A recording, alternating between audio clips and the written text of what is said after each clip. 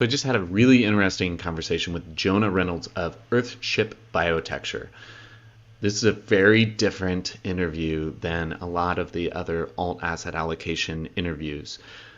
So why was I interviewing somebody that builds a self-sustainable off-grid EarthShip? They've built about 1,000 of these. But the idea is that these are alternative investments, right? This is a big category. So this is within real estate. I have another interview with the land geek, so talking about buying raw land. Well, think about this. Think about building a completely self-sustainable EarthShip on this land, turning it into a destination on Airbnb. People want to stay in interesting, crazy places. So this could be a destination for people to come live in a place like this for a weekend. So you have good opportunities there, but then obviously, it's an EarthShip. You don't pay utilities. You can live there. You can grow your own food. A number of benefits. Right now I'm in LA, and the cost of real estate is over $1,000 per square foot in many cases. Last year, when I was obsessed with the idea of buying real estate, I was looking in a place like Lisbon, and $200 per square foot or something was what I was looking to pay. But these EarthShips you can build maybe for $200 per square foot, and that's turnkey. That's not even if you hire your own group, your own subcontractors, all of these things, and do it yourself. So you could build a self-sustaining home and live there cost free. It's a very interesting conversation. I hope you enjoy this conversation with Jonah Reynolds of EarthShip BIotecture. It is the #1 eco construction and self-sufficient living company. Very interesting conversation. Enjoy. Welcome, Jonah. Thank you. Thank you for having me. Yeah, absolutely. I'm excited to have this conversation. We talked a little bit about this before we started recording, but this is a slightly different conversation for an alternative investment podcast. So EarthShips came up. I'm in this accelerator with a number of small startups, and a guy was really excited about them. So this is how I found earthshipglobal.com, which is your website, and really wanted to have this conversation and dive into a little bit more detail about EarthShips in general. I wanted to start off today just with a little background on you and what are EarthShips. Yeah, an Earthship is an entirely off home, no electrical grid, no municipal grids come in at all. No water grid, no sewer line goes out. It's totally self-contained, fossil fuel free, providing all of modern expected amenities, plenty of power, plenty of water, actually more comfortable than conventional homes. We've been doing it for about 50 years, and they work very, very well. It's an opportunity to live without fossil fuels in a modern world, in the modern Western world, but of course, in the rest of the world, outside of the Western culture, kind of a thing. So you guys have been doing this for a long time, since 1969 or early 1970s. Right. What kind of inspired your father to start this movement and start building these EarthShips? Well, nothing is really about being an environmentalist or saving the planet or being green. That's a result. That's a secondary thing. The main intention is logic. It's what's the right thing to do. What are the right building materials to live with, or to build your buildings out of? What's the right way to orient buildings? What's the right way, the sun, the wind, the heating, the cold, the storms, all those types of things, as all of our ancestors lived thousands and thousands of years ago, relating to all these natural rhythms. So it was kind of that awareness, and of course, we're all a product of our upbringing and the world we grow up in, as well as the conditioning that is set forth then. So my father was born in 1945, came to Taos in 1969, went to architecture school at the University of Cincinnati. And specifically, it's the garbage and the trash, which is only a human thing, all over the country and all these news reports back in the 60s and early 70s. And the rising costs of housing, and the effects of oil, from pollution and cost and just a singular reliance on it. So those things put together with his upbringing, with being an architect and aware of things as architects are trained, put all those things together and went straight for what's the logical thing to do to produce a dwelling, a shelter for humans to first survive and then thrive. And here we are today with what we call an EarthShip, which allows humanity to thrive. Yeah, that's really awesome. Growing up and starting these in New Mexico, everything I read, it seems like New Mexico is the perfect place for it, due to a number of different reasons, climate and all of these things. Mm-hmm. Do these EarthShips work in other places, or is it only a New Mexico thing? Right. EarthShips work in every climate, and we've been to every climate. We've been all over this beautiful world and have built EarthShips in slightly different versions because there are extreme climates and extreme situations like disasters. But they work all over the world. We have different models: the encounter model, the global model, the simple survival. For different budgets, different cultures, and personal preference. The encounter is more rectangle. And Taos, New Mexico is a really good place actually because it gets really intense winters. It gets really, really hot in the summer. And we get very little precipitation. We get about 8.5 inches of rain per year, which is a desert condition. For those reasons, it's been lucky, really, that it's happened over the last 50 years based in Taos, New Mexico. And if they can work here, everywhere else we've been has been easier to make them work, to make them stay warm in the winter, cool in the summer, a typical, nuclear family of 2 parents and 2 kids, even though that's a fantasy, can do all the normal Western world modern things, laundry, dishes, and kids produce a lot of laundry and a lot of dishes. And so that, it doesn't matter what walk of life you walk, you can live in these buildings and not have anything to do nor care about the environment. But you can walk in, you have all your modern amenities and no utility bills.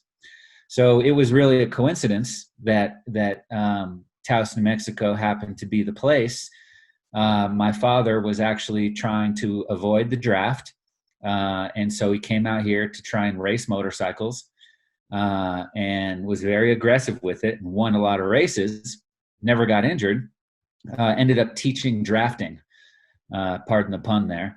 And so he never got shipped off and stayed here, and one thing led to another. And, back then we'd get our permits from the state rather than the county. Very small town, still building codes and all that. It's all good, and was just a really lucky environment to experiment, and evolve and adapt many weird buildings into what we see today, at the website earthship.com, with all these modern buildings, EarthShips, that work anywhere, for anyone, any income, any situation. Yeah, that's wild. He was teaching drafting to dodge the draft. That's just you can't make that up. So a place like Taos, you said, gets 8 inches per year, 8 inches of rain per year, which is not a lot. But part of the idea of these EarthShips is that they're completely self-sustainable. You're collecting rainwater. I mean, walk me through how this works, because if I have a family of 4 and we're surviving washing dishes on 8 inches of rainwater per year, that doesn't seem like a lot. So if you could kind of walk through how the EarthShip, how it works more high level. Sure. Yeah. Each system, start with the water system. So everything is caught off the roof. The roof surface has to be something that can catch water that will become potable. so you don't want to have asphalt, those types of things. We use something called ProPanel. Everything leaches off. Everything does. ProPanel, it's barely measurable. It's basically galvanized metal. You can use a concrete roof, whatever. ProPanel works very well. Catches water. Everything is guttered into cisterns. Nothing, goes away off property or anything.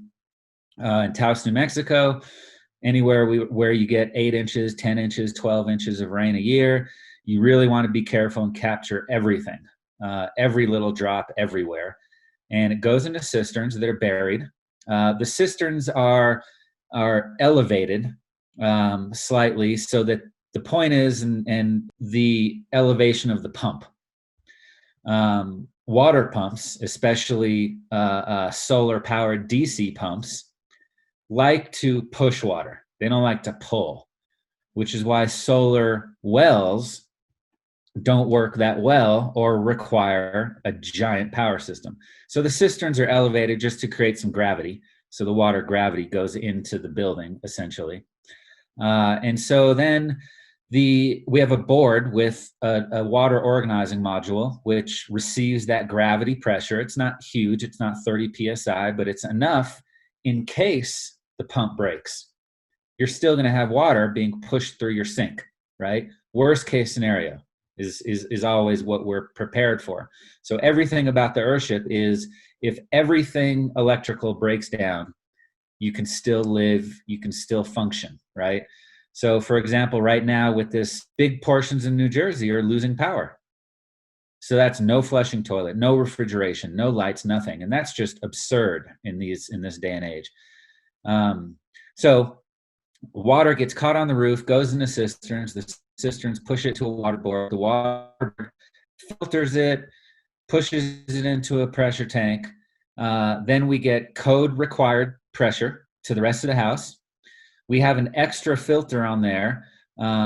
Rio is the brand. There's a few. They're amazing. You could literally piss in one end and drink out the other. Not that we're doing that, but that's on that level. So that creates the potable drinking water, so that at every sink you have an extra little faucet for drinking water. So then you use it totally normally. And this rainwater is not only good for the plumbing, because there's no minerals or anything like that, nothing to, over the decades, fill up the plumbing and clog it. It's good for your skin. It's good for your hair, all that kind of a thing. So you use it normally.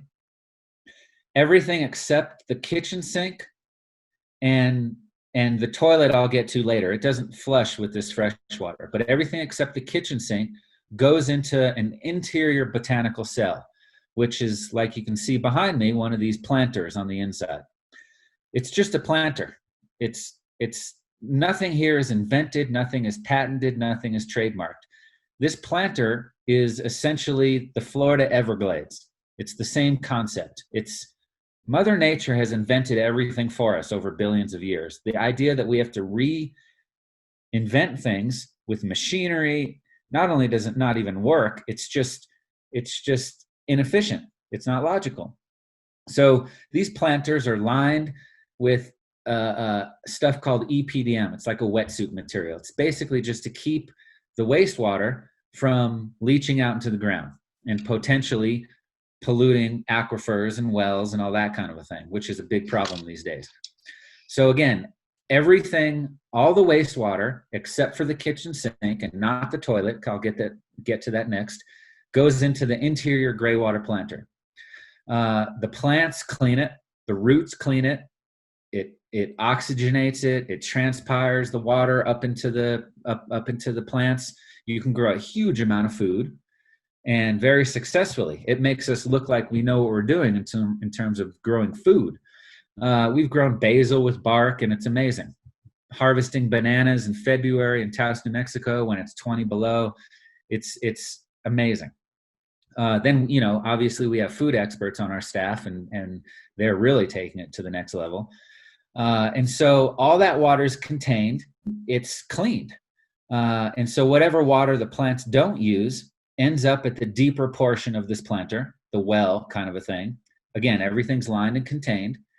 And so at the end, there's a lot of water left over. We run that through a smaller water board with a charcoal filter and another physical mesh filter. That water goes to the toilet. The toilet is the biggest water user in a home. That completely gets X'd out, right? So we're reusing water a bunch of times, which allows for a place like Taos, where it only gets 8 inches, you can live normally. So each time we're reusing water, we're doubling that 8 inches, or we're tripling it, or we're quadrupling it, right? So then the toilet flushes with water that you took a shower in, or that you took a bath in, or whatever, right? It's totally clear, does not smell at all. It's just not potable, right? The idea that we flush our toilets in this modern world that we call modern and we call ourselves civilized, that we flush our toilets with potable water is insane. It is absolutely insane and terrible and criminal. The amount of time we've been talking, 10 minutes,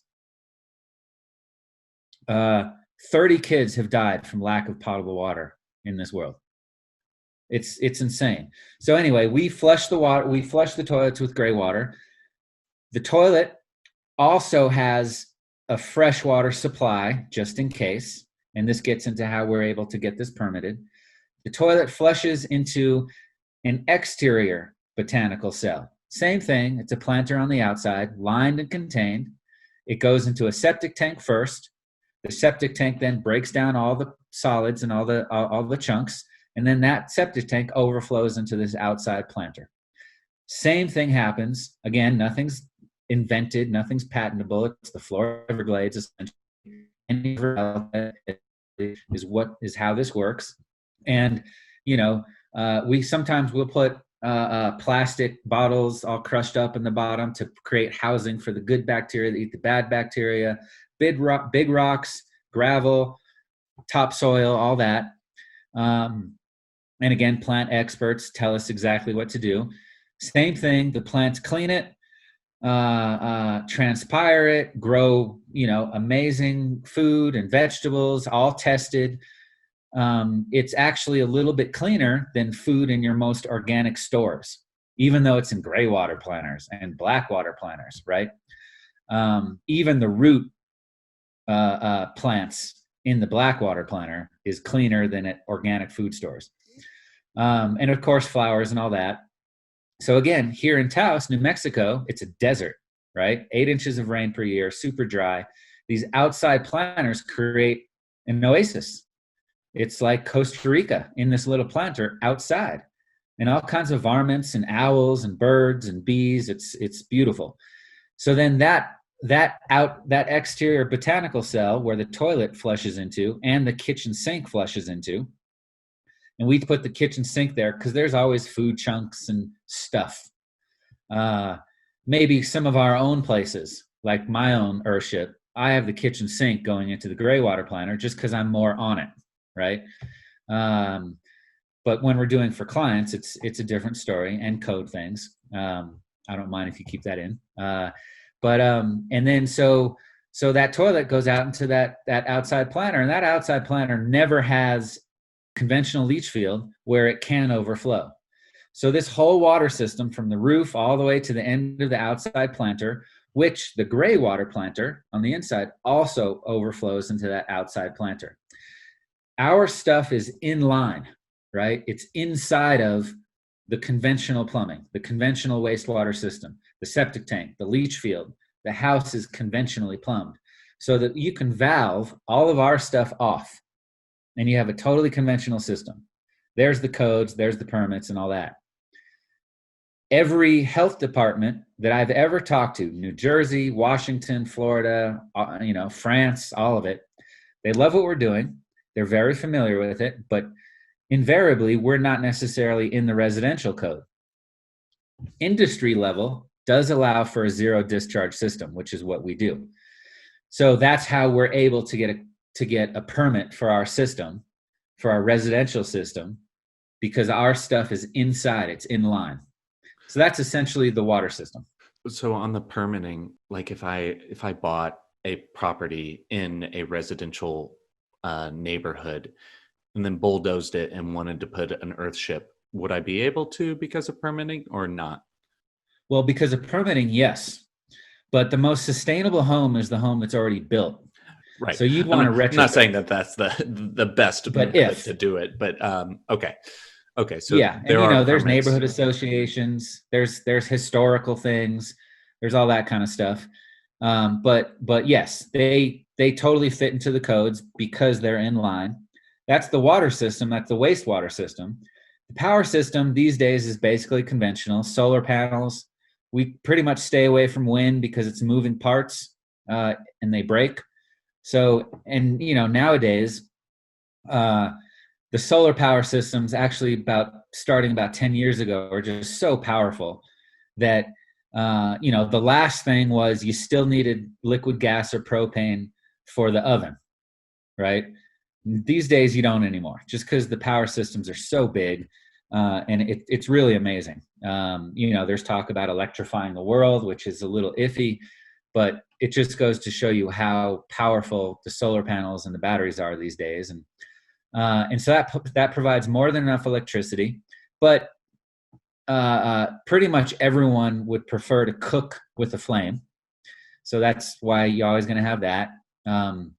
Some kind of a propane tank on the house, but there's a little bit of fossil fuels, and that's just preference because most people like to cook with the flame. I do too. That can be the sun, right? So the hot water system is we have a solar hot water heater, and we also have a gas on demand system because there's, like I just said, there's pretty much always going to be a propane or a liquid gas situation because people prefer to cook with the flame. So therefore, since you have it, why not have it as a backup to heat the water with? So then there's storms. And so if the sun doesn't heat the water hot enough, the gas on demand kicks on automatically. And that's basically endless hot water. So that's how water is heated. Electricity, there's the catch water, there's the potable water, there's the wastewater, and then the heating, keeping a building warm, is passive sun, passive solar heating. The sun comes in, it hits all the surfaces, which has to be an earth type material, not wood. Obviously, the main structure of an EarthShip is rammed earth and tires. That's a temperature battery. So heat, it's physics. Heat moves to cold. So the sun brings in the heat. It gets stored in all these earth-type materials, specifically the rammed earth in the tires and the walls. And then at night, again, in a cold climate, that heat leaks out from the walls because the air temperature of the room drops at night in a cold environment down to 60, 50, whatever. It never actually gets that cold, but it drops lower than the temperature in the walls that's stored from the heat all day long. And so after the first 6 months of an EarthShip being built, it pretty much stays 69 degrees year round inside, whether or not it's 20 below outside or 100 degrees outside Fahrenheit. And that's why Taos is great to develop these, because that does happen in the winter and the summer.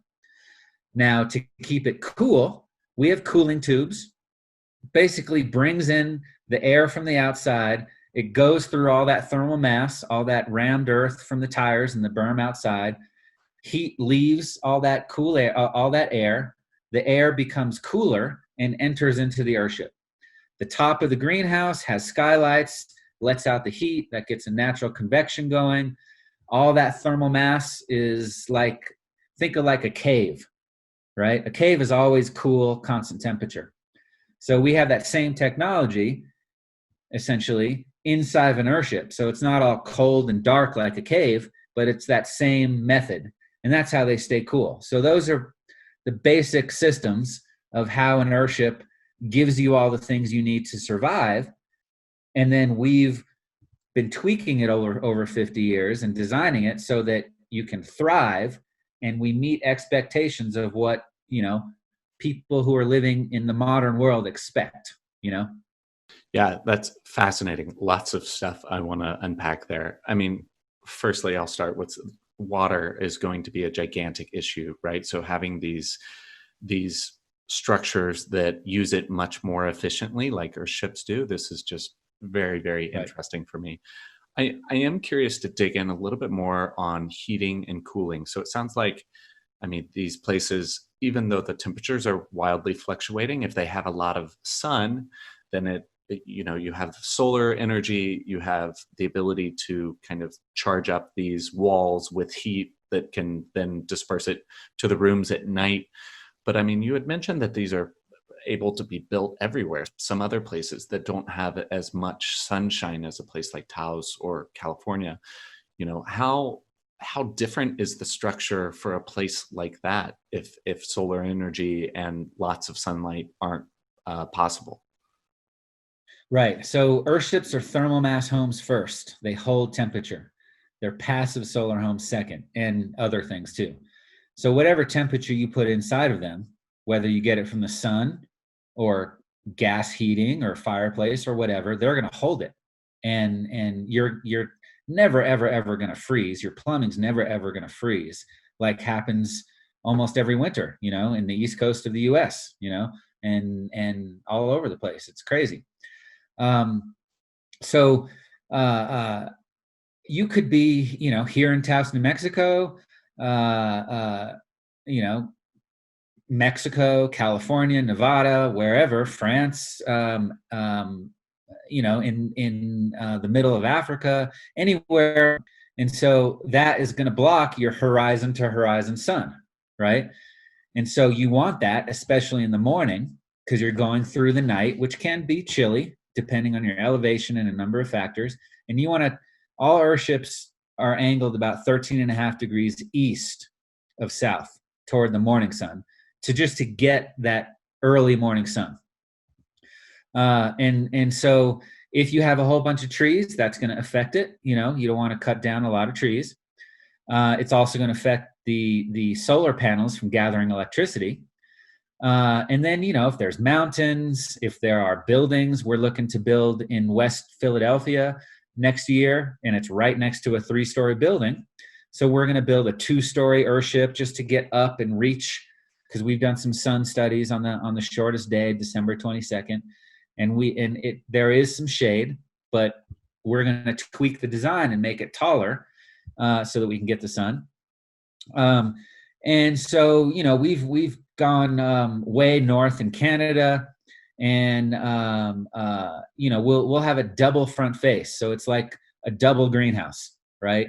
So then, like in the picture behind me, you can see one wall of windows.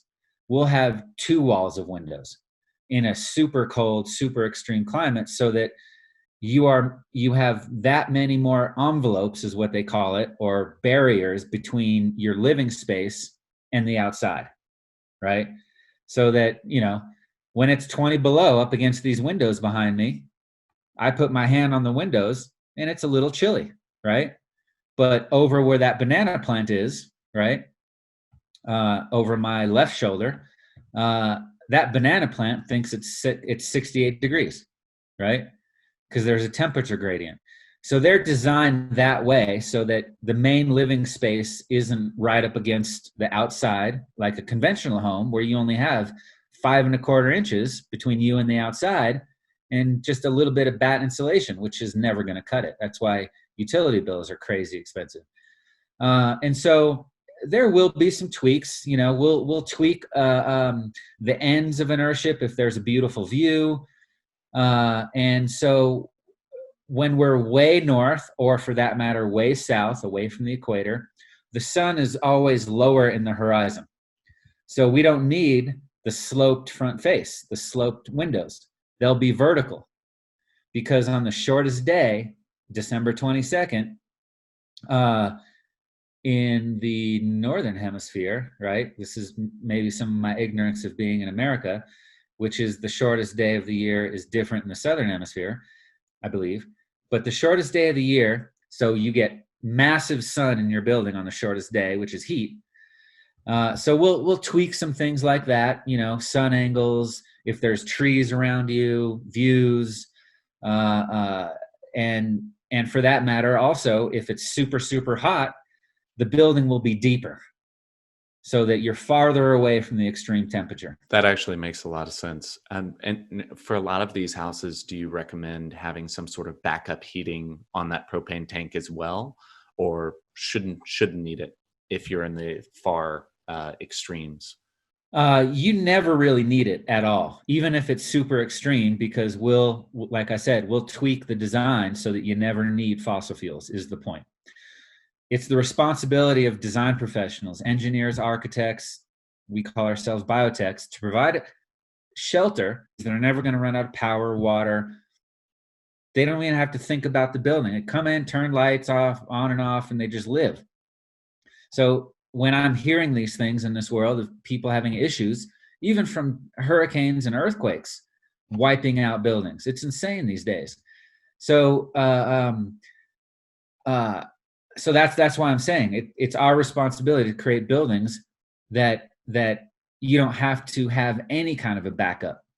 Now, that being said, if you're outside all day or even inside all day at the office and it's just 20 below from when you park your car to when you walk into your house, it's freaking cold. You want to come in and flip a switch and feel 95 degrees of heat, right? Fireplace, a heater. That's nice. That's okay. It is okay to have that, So yes, you'll have some kind of a heating element to do that. But to maintain comfort, you don't need it in an EarthShip. Yeah, that makes sense. So is there a warming up period? As soon as you build this thing, it kind of has to find its median temperature with the sun and earth and all of these things. Is there like a certain period of time that the EarthShip needs to be broken in a little bit? Right. Yeah. So, and same thing with the planters before the roots get down and established to really start treating the wastewater. In the first 6 months or so, give or take a month, that's when the temperature really stabilizes throughout the entire house. It doesn't really change much, 3 to 4, maybe 5 degrees throughout the year. And again, here in Taos, we'll get 20 below and 110 degrees. So maybe we'll get a 4-degree shift throughout the year. So it takes about 6 months to stabilize, but there's never cold spots. There's never hot spots in an EarthShip like a conventional home has. Okay. And then the food production itself, I mean, you're expected to be able to completely grow and self-sustain all of your own food for a family in this thing, or you're still going to have to go to the grocery occasionally? Like, what kind of foods are you growing and in what quantities within the house itself? Right. So the food production is really a byproduct that just happened. And again, nothing is really invented.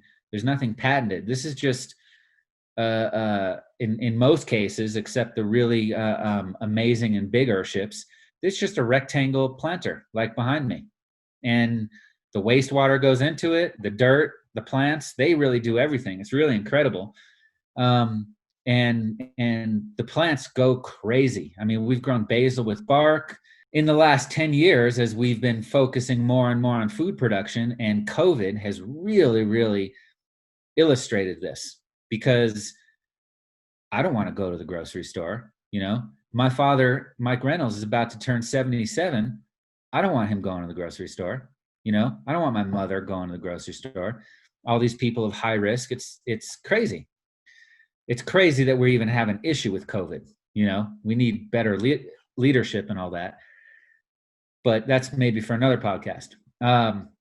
So being home, and if you're not in an EarthShip, you got to stock up. And so, yes, there's shelves on grocery stores that get raided and people start treating each other poorly, and on, all those issues with poor leadership that happens.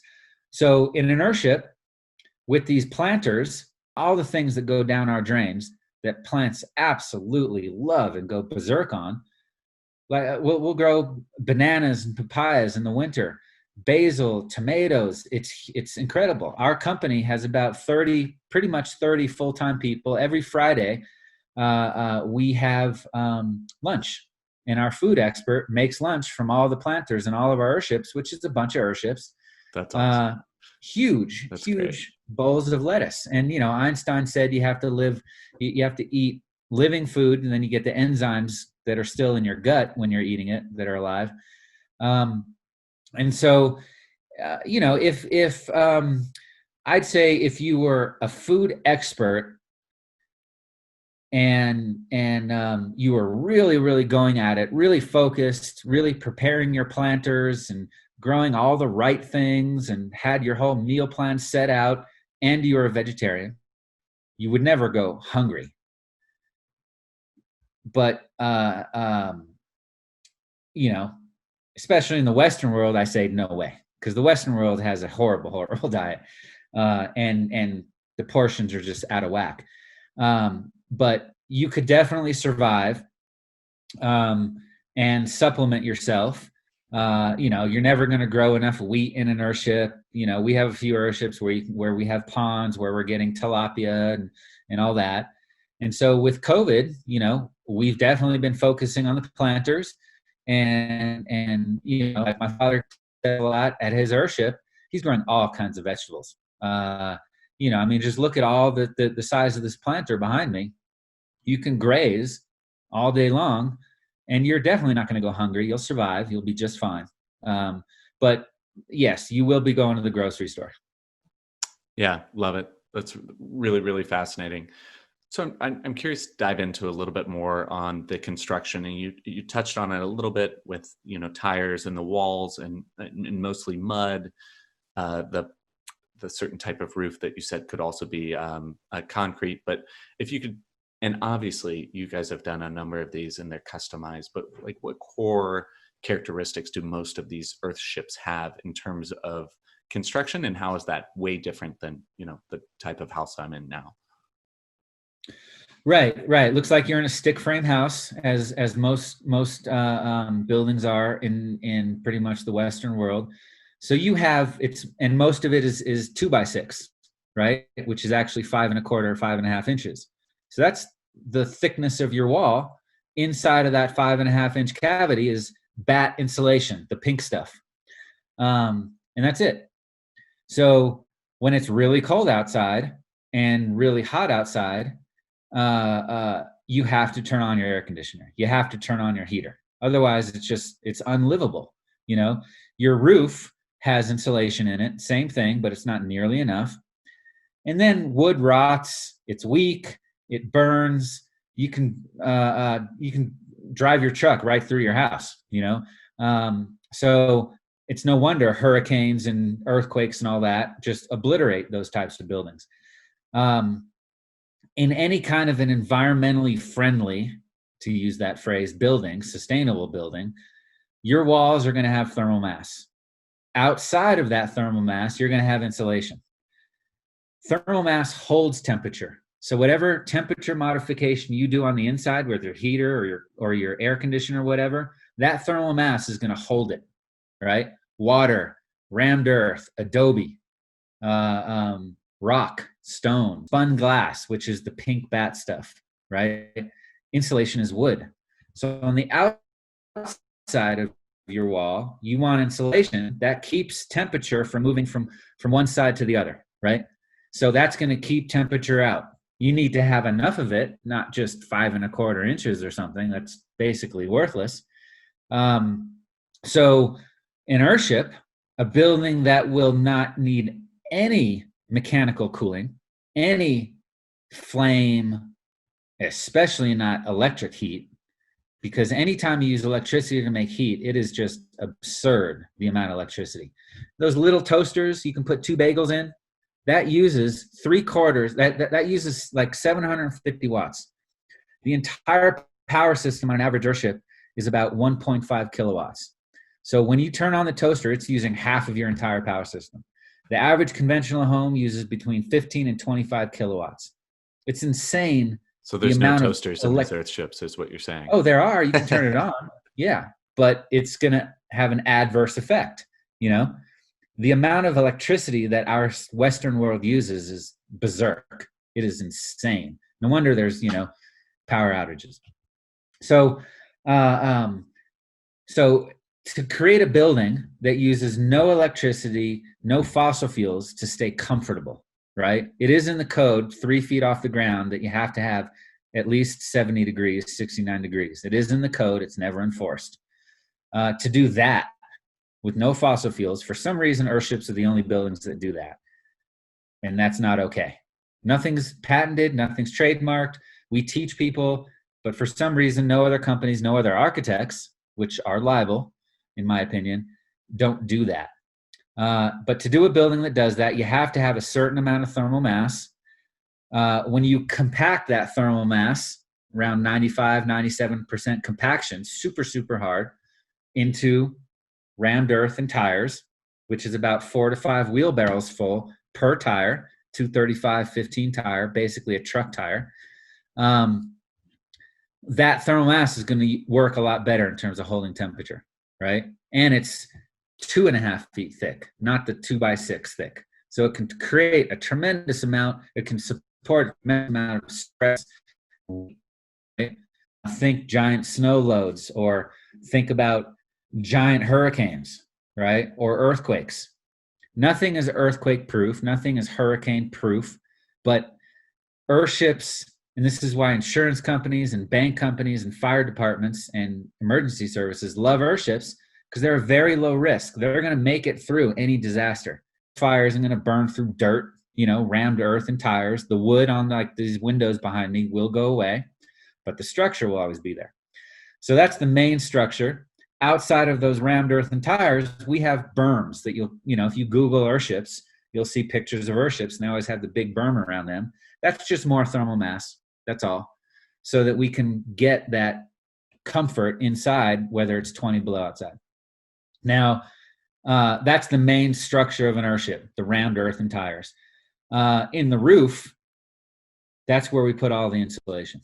So we'll have 8 inches of rigid insulation, basically like an R70, which is not really possible. I mean, you can add things up for, a bunch of layers of 4-inch rigid or 2-inch rigid to get to 8 inches, or like on my place, I got 12 inches of rigid insulation.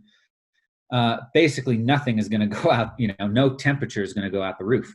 And that's kind of conventional, out of Germany, passive house, where you have a certain amount of insulation around the building, around a conventional frame building, right?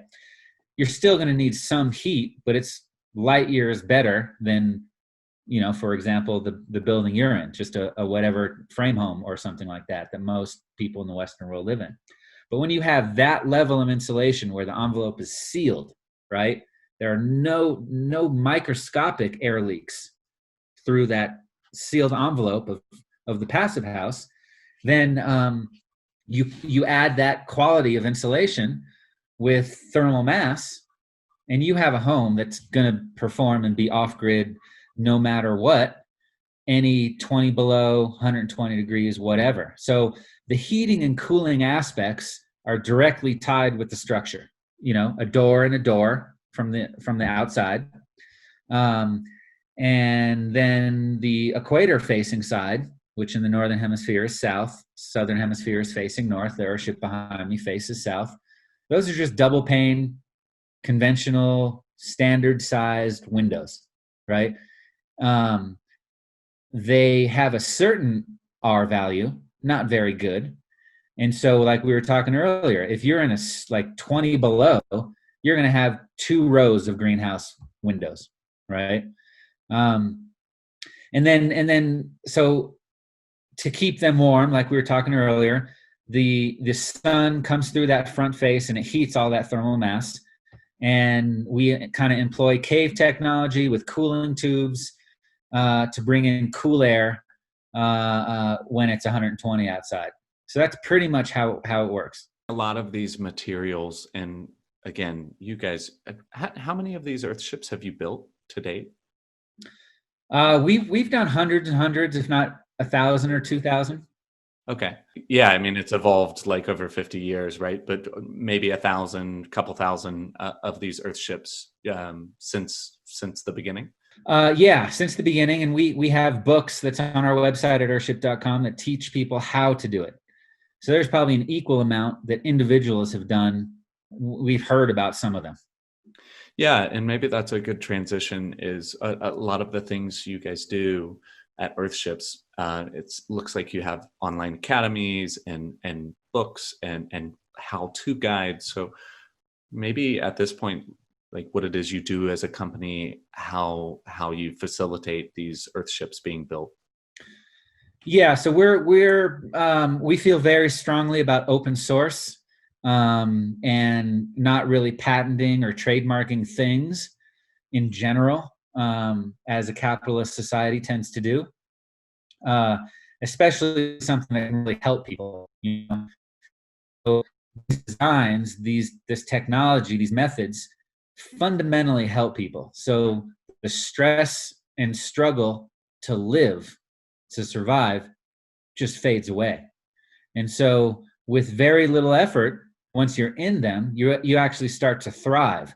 So, uh, um, we feel a very strong responsibility to share and give what we've discovered, which, with all humility, we think is one of the greatest things ever. People in EarthShips, there's you're always going to survive. You're never going to be homeless. You're never going to be have poverty. You're never going to run out of food. You're never going to freeze in your bed. You're always going to be able to flush your toilet, all of these things. And when you have that, you don't have the stress struggle to survive. You don't need the 9 to 5 job, right? Working becomes a choice. Everyone becomes an artist, kind of a thing. Everyone starts to treat each other much, much better because they're just happier, they're not all stressed out from the rat race, to be brief about it. So everything we do is teaching, everything. On our website for $9.95 a month, we got to keep the lights on.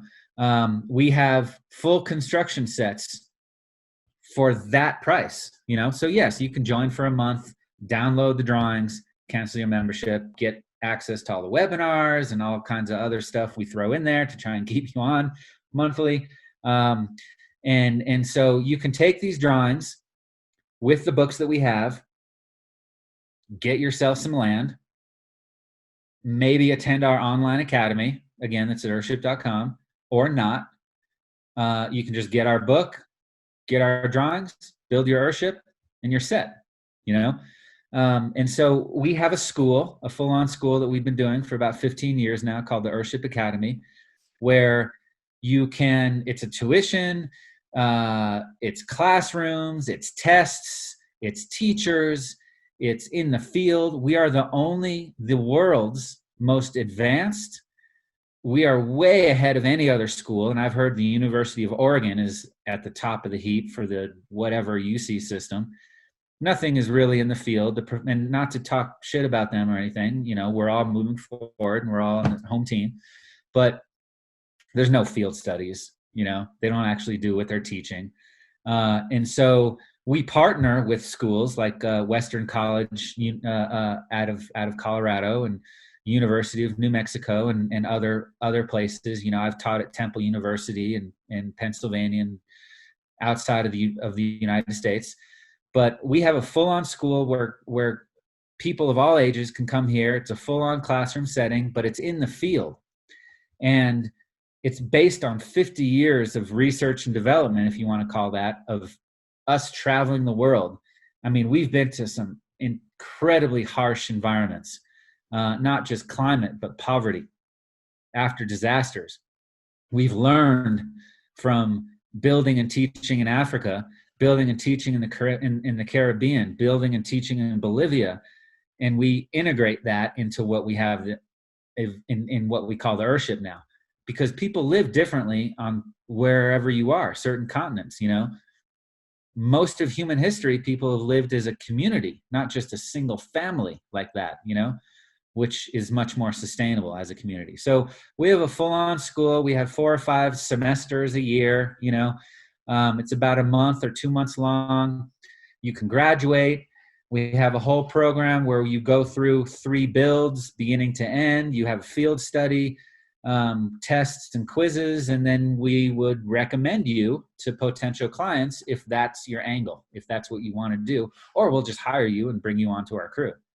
So it's a full-on school. And again, because of COVID, we have an online school as well where you can do everything. Obviously, you can't get into the field.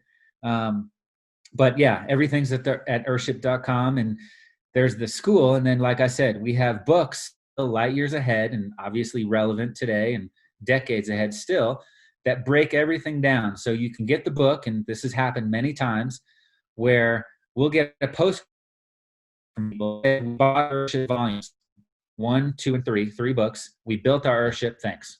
And that's it. So yes, there's education is extremely important, and it is critical. And this might be a little socialist or whatever you call it, that our government should mandate this, that this is taught for free and accessible, right? Water should be a right. Healthcare should be a right. Accessible to shelter that will take care of you for no utility bills should be a right. Yeah, and I'll make sure and link to all of these things in the show notes, because it's fascinating, all of these Right on. different links and resources that you guys are providing. So I'm curious, I mean, we've talked about the benefits, what these look like, the construction, how they're off grid, all of these things, like it makes sense, right? So I, I think the best next portion of the conversation would be around costs. So you're using packed earth and tires and all of these other things, but what is kind of the range of cost for these things? Is there a secondary market? Are people living in them for a few years and then selling them so you can buy used EarthShips?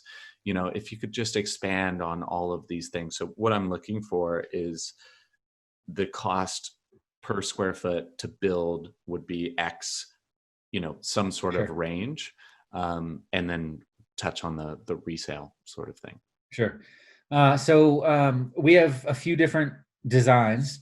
The simple survival, which is simple and small and smaller systems, that can be as low as $140 a square foot, depending on, you know, some details, and finishes always tweak that. We have something called the Encounter EarthShip, which is aimed at, you know, conventional buildings. It's rectangle. It's right around you know, 190 a square foot, and I know that's more than conventional buildings. And then there's the global model EarthShip, which is nice, and that's maybe 220 a square foot. The global model is going to work a little better. You know, that temperature change is going to be a little more minimal. You know, things like that. That's not to say that they all will keep you comfortable in any climate. But you're not going to have any utility bills, right? So typically when you build an EarthShip or have a contractor build you a building, you know, and we travel the world and build for everyone anywhere, you're going to have a mortgage, right? In a conventional situation, you're going to have utility bills, probably another $700 for all of them together. In an EarthShip, you're not going to have that. So even in your first few months of being in an EarthShip, you're paying less per month, right? Because 9 times out of 10, it's financed. If you happen to have 300, 400 grand laying around and don't have to finance it, you're extremely rare and extremely lucky. Because building a building is very expensive. It is, you know, it is between, you know, 2 and 200 grand and up. And so those are new builds. Like I said, we'll do them all over the place, and we have a few communities in Taos, New Mexico, kind of aimed at getting people to get land easier with the EarthShip concept, and then we build for them also. So it's normally 1,000 square foot is kind of the minimum. So you're looking, you know, 120 plus 300K kind of minimum. Yeah, give or take, you know, and things can be tweaked. You can get into a smaller EarthShip first, get established, save money each month because it's cheaper each month, and then either have us back or do it yourself, or hire local subcontractors that we work with, because that is also more affordable, and it spreads the knowledge and spreads the love, and add on a few more bedrooms, kind of a thing, right? It's very important that you get into an EarthShip for the easiest way, and then you're safe forever. Then you can really add more room and all that. So you can buy the smallest one and then kind of expand and turn it into like your own kind of EarthShip that fits more of your needs at that point. That's especially when it gets more affordable, right? So there's that. Those are new builds, and keep in mind that the most sustainable building is the building that is already built. So we highly recommend retrofitting where you can, even though that can be expensive. But on the grand scheme of things, a million buildings is going to be a huge positive difference compared to a million new EarthShips. even though we Right. use recycled materials and all that. Now, yes, people do get into an EarthShip, and then sometimes, yeah, they sell them. There's been EarthShips that have over the years have sold 3, 4, 5 times. And so what we found is that, and that's all normal things, uh, um, title companies, insurance companies, it's all, banks that finance them. It's all normal, um, normal process. It's happened many, many times. But what we found is that insurance companies actually prefer EarthShips because they're not going to be a total loss. There's not going to be a total loss when there's an earthquake or a hurricane. So insurance companies basically have to pay out less, right? As opposed to, in the Midwest in the U.S., a tornado comes by and just wipes it clean out, right? Banks like to finance EarthShips, whether they're new or reselling and all that, better because they're, again, a lower risk. So therefore, your payments could potentially be less on an EarthShip as opposed to a conventional building.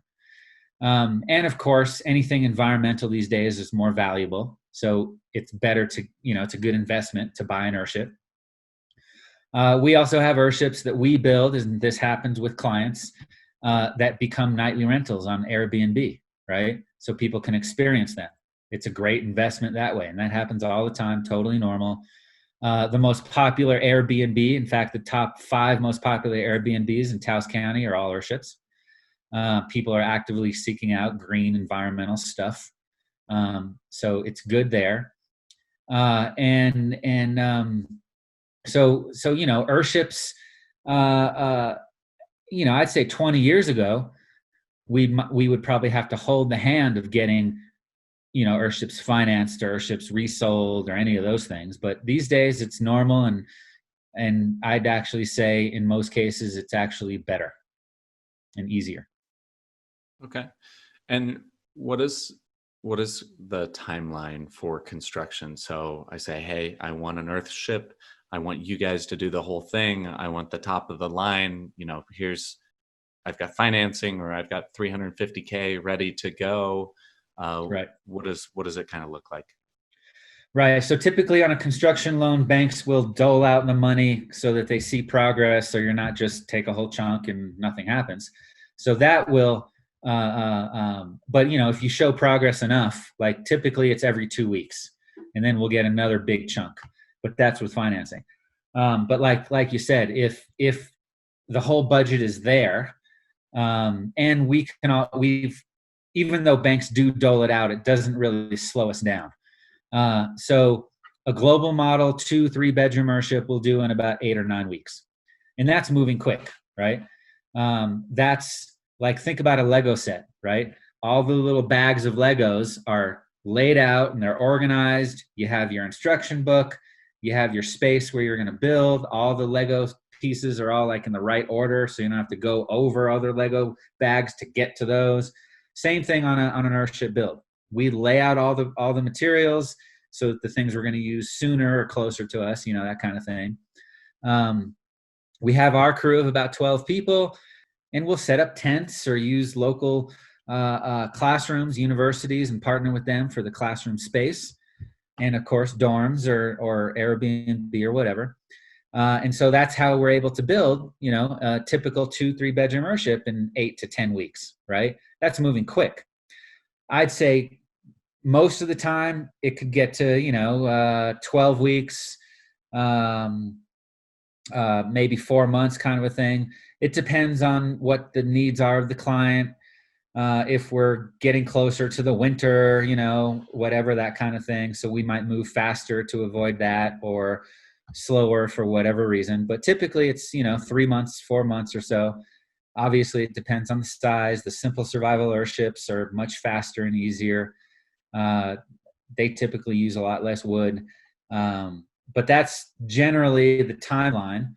And of course, the faster you build, the more affordable it is, because 8 weeks of labor is cheaper than 12 weeks of labor.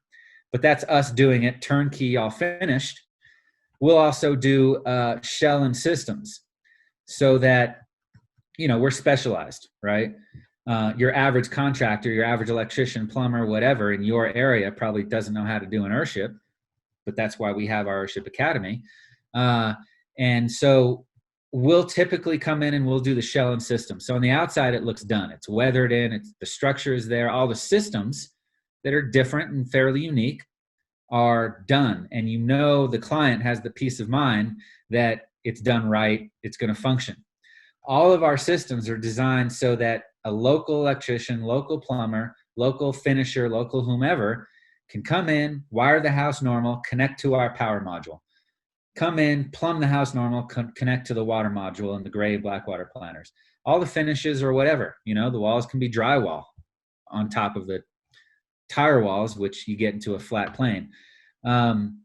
So the shell and systems can be 30% cheaper and obviously faster. And then, but still you got to have locals finish it.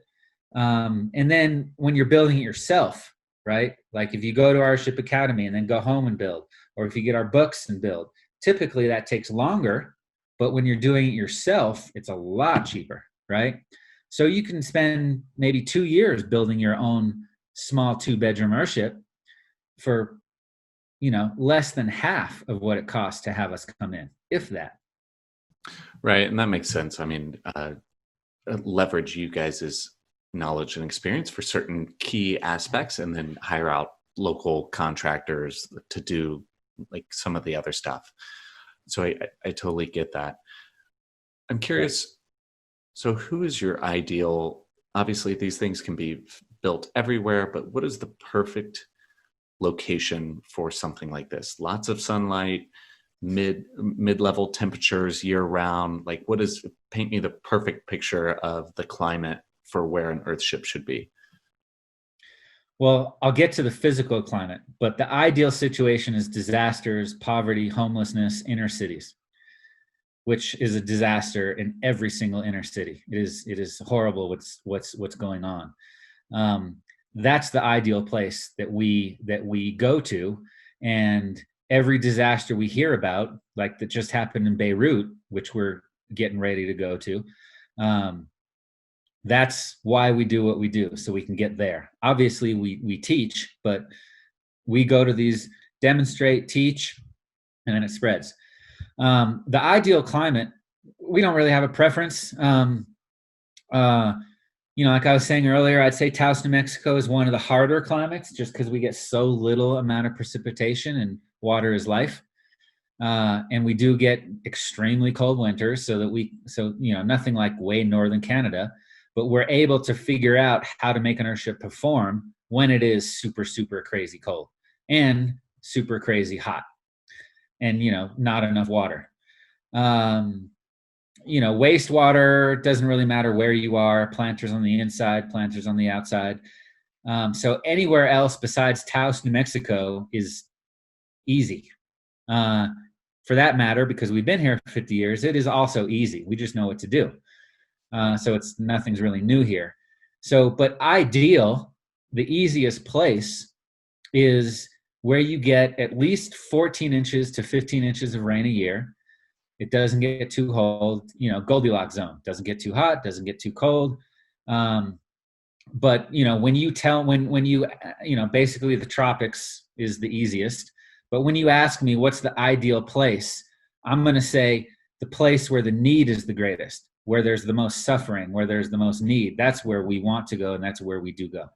What sort of person should not go into an EarthShip? Like, are there any issues with mold or anything like this that, claustrophobic? I hate caves. Like, there's cave-like aspects in the depths of the house, so you shouldn't be there. Like, who would you just say, I know these things are great for the world, but like you're just not a good fit. So sorry. Right. Well, the short answer is nobody. But EarthShips are really form follows function. So they look like they do so that we can provide comfort with no fossil fuels, no machine, no moving parts. But like the point about the shell and systems, so that once we learn about what the client needs or a disaster zone needs, but typical clients in a Western world, when we see that their budget isn't that high or quite enough, or they like a certain view, or they don't like bugs, or they don't like plants, or anything, doesn't matter what it is. It's the responsibility of the design professionals to create an environment where they're comfortable. And everyone has a right to live however they want, and they should live however they want. Not as long as it doesn't hurt the planet, or hurt other people or other life and all that. So we have a standard design, and then we can tweak it for a view, right? Or we can tweak it for any kind of a personal preference. We've had clients that have had 20 lights over around the mirror in their bathroom because they wanted it. That's okay.